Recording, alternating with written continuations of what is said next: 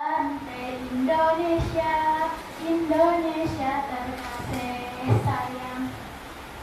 Assalamualaikum warahmatullahi wabarakatuh. Waalaikumsalam warahmatullahi wabarakatuh.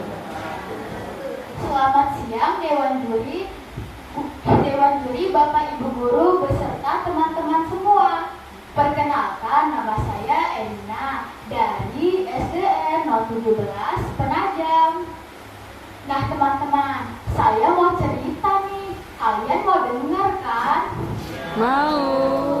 Duduk yang tenang ya, agar kalian dapat menyimaknya. Cerita ini berjudul Nyapu dan Moret. Beginilah kisahnya.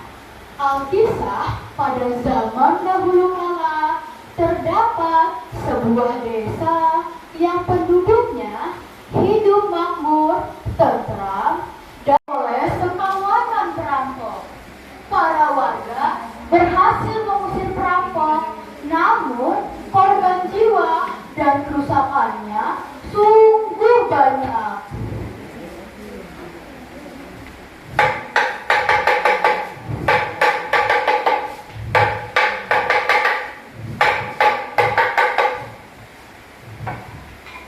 Malam harinya, para warga berkumpul di rumah khusus musyawarah yang disebut Balai Basara. Seorang warga desa yang bernama Nyapu segera memberikan usulan untuk mengambil tindakan.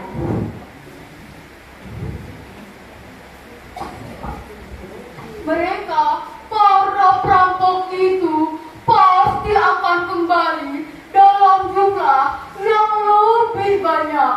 Sedangkan jumlah kita semakin sedikit dan pasti kita tidak akan mampu bertahan lagi. Karena itu, saya mengusulkan agar segera pindah dari tempat ini dan membuka perkampungan baru di tempat yang lebih aman. Tidak ada satu warga yang setuju dengan Nyapu, kecuali istrinya. Keesokan harinya, Nyapu dan istrinya berjalan menembus hutan menuju arah hulu sungai, meninggalkan kampung mereka untuk mencari perkampungan baru di tempat yang lebih aman. Mereka berjalan menyusuri sungai ke hulu. Di sana mereka menemukan muara sungai kecil yang airnya jernih dan banyak ikannya. Nyapu lalu berkata kepada istrinya, "Sepertinya tempat ini tempat yang paling tepat untuk membuka ladang." Benar sekali suamiku, kita tidak akan kesulitan air dan ikan. Begitulah Nyapu dan istrinya memutuskan membuat sebuah rumah dan membuka ladang di tempat yang baru mereka temukan. Sementara itu, para perampok dalam jumlah yang lebih banyak kembali menyerang perkampungan tersebut. Para warga berhasil mengusir perampok dan membuat para perampok lari tunggang langgang. Namun, mereka harus menanggung korban jiwa yang lebih banyak lagi. Semakin banyak warga yang meninggal dan rumah-rumah yang terbakar. Malam harinya, mereka kembali berkumpul di Balai Basara untuk menentukan nasib kampung mereka ke depannya. Korban di pihak kita semakin banyak. Para perampok itu pasti akan kembali. Iya, sepertinya kita harus segera menyusul Nyapu. Kampung ini semakin sulit untuk kita pertahankan. Iya, aku setuju. Tidak ada jalan lain. Kita harus segera meninggalkan kampung ini. Warga kampung terpaksa meninggalkan kampung halaman mereka dan segera menyusul Nyapu beserta istrinya. Warga kampung akhirnya bertemu dengan Nyapu dan istrinya. Di sana mereka menceritakan kejadian yang mereka alami. Warga kampung akhirnya memulai hidup baru di tempat yang baru tersebut. Mereka menunjuk Nyapu sebagai kepala kampung. Beberapa waktu kemudian, istri Nyapu melahirkan anak perempuan. Anak bayi perempuan itu diberi nama Moret. Hingga belasan tahun kemudian, Moret tumbuh menjadi gadis dewasa yang cantik dan cerdas. Pemuda yang datang melamar Moret, namun semuanya mundur begitu mengetahui syarat yang diajukan. Ternyata syaratnya adalah mengisi lumbung paling besar dengan biji buah-buahan hanya dalam waktu sehari. Hingga suatu hari datanglah seorang pemuda yang bernama Karang. Karang pun menemui Moret. Aku sudah mendengar syarat yang kamu ajukan.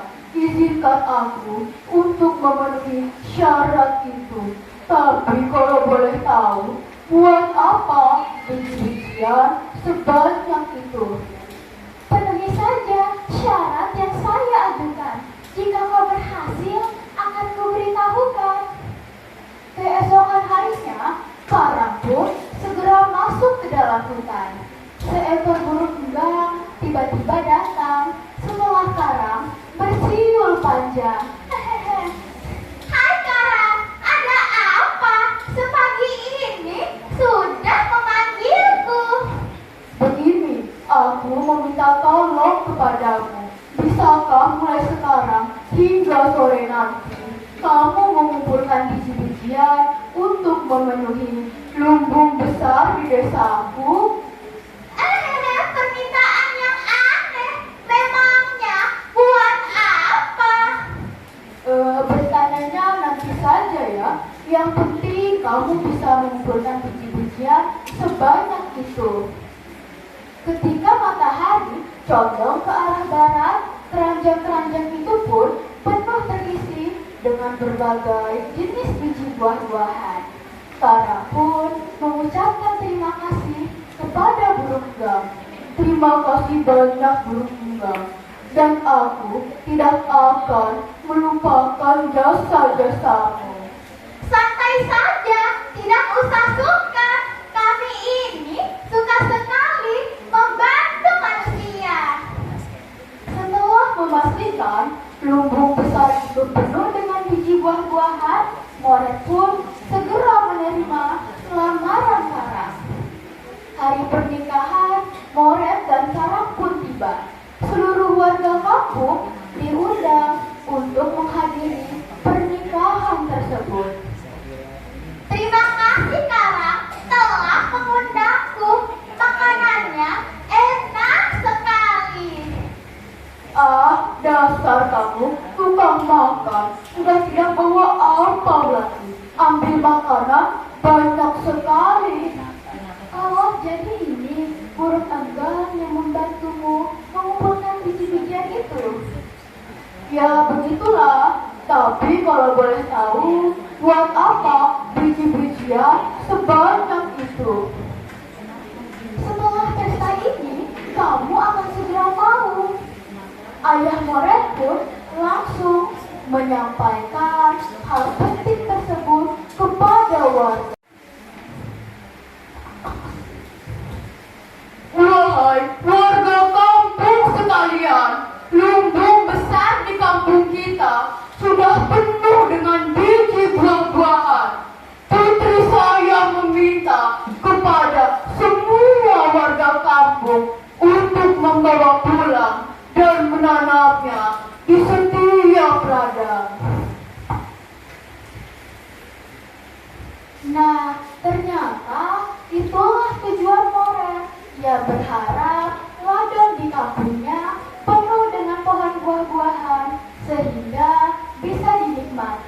oleh semua warga kampung hingga ke anak cucu mereka. Beberapa tahun kemudian, biji buah-buahan yang ditanam sudah menghasilkan buah-buahan yang matang dan siap dinikmati. Hasilnya pun dapat dinikmati oleh semua warga kampung. Buah-buahan itu kelak akan menjadi buah-buahan khas Kalimantan.